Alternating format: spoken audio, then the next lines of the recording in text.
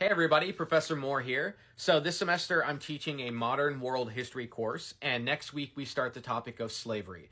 Now, whenever I introduce slavery to my students, I begin by discussing how the United States has done a really good job of erasing the reality and the brutality of slavery from our public landscape and our cultural memory. And I think it's ironic that the motto of the Holocaust Museum in Washington, D.C., and the motto on every anniversary of 9/11 is never forget. But when it comes to topics like the genocide of indigenous people or slavery, the motto is not never forget. It's not even forget. It's let's pretend like this never happened. So there's a lot of examples I could point to illustrate this fact, but whenever I'm talking about slavery with my students, I always start with an example close to home.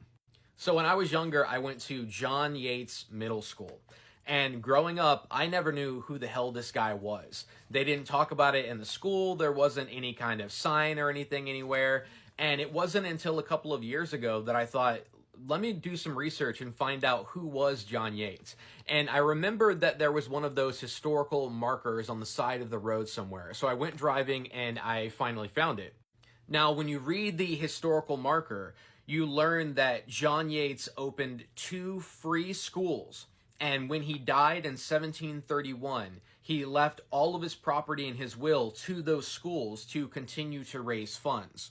So when you read this marker, it sounds like John Yeates was a great guy. He was a philanthropist. He was pivotal in free public education. But I had a feeling that there was more to the story, so I decided to do a little bit more research. That research led me to an amazing book by historian Jennifer Oast titled Institutional Slavery, Slaveholding Churches, Schools, Colleges, and Businesses in Virginia 1680 to 1860. So after reading this book, I learned about who the real John Yeates was. John Yeates was an English slave owner, and he opened 2 free schools for poor white children. And the way that he raised the money to open those schools was through enslaved labor. So when John Yeates left all of his property in his will to those schools to continue to raise money, that property was enslaved human beings. So in John Yeates' will, he specified that he was endowing the schools with his slaves, explaining that it is my will and my desire that my slaves be hired out, and the hire of them may cover the yearly wages of a schoolmaster and teachers forever. So what did he mean by forever? So in his will, Yeates specifies that with God's blessing, he hopes that his female slaves can provide the school with a standing stock. So the idea was that these enslaved females would continue to reproduce and create more slaves to create more profit over time, and that's exactly what happened. So the way that the school created profit off of these enslaved individuals was by hiring them out. And it's really important to note that this process of hiring out was one of the most cruel and brutal aspects of an already evil and inhumane system. So in her study, Jennifer Oast notes that Yeates condemns his slaves and their descendants to being hired out from year to year for the rest of their lives. And she points out that as these schools turned to hiring out their slaves in the endowment, the slaves typically faced more separation from loved ones and more instability than slaves owned by individual masters or mistresses.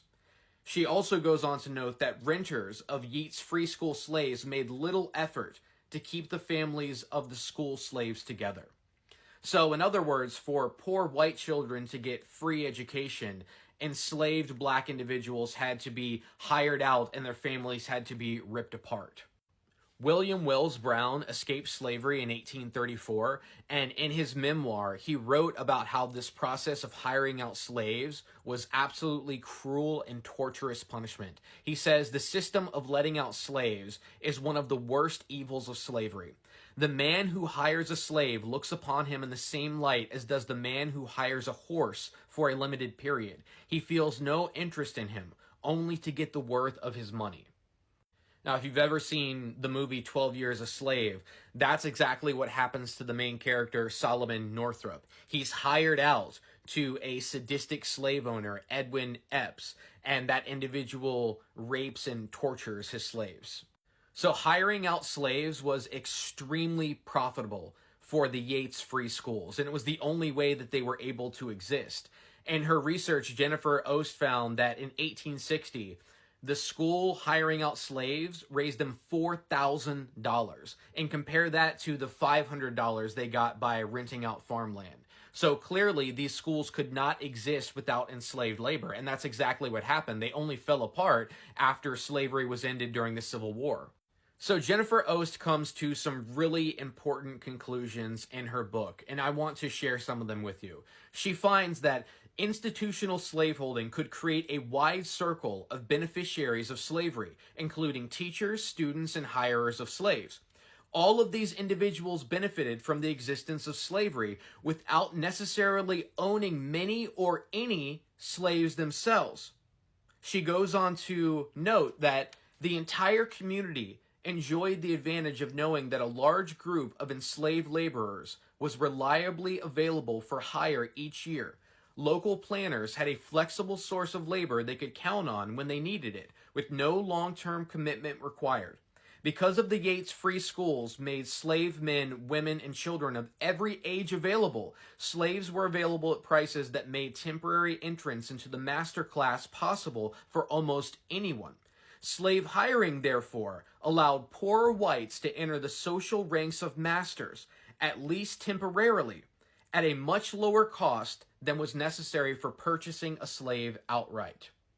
A lot of times I hear this argument that slavery wasn't that big in the South, that there was only a very small percentage of white families that owned slaves. And while there's some truth to that, this book, Institutional Slavery, points out how, in the case of the Yeates free schools, individuals that did not even own slaves benefited from the existence of slavery, and they had a stake in fighting for this system to continue to exist.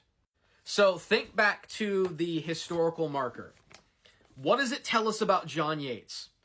It tells us that he opened up 2 free schools, and in his will, he left his property for those schools to continue to raise money and exist.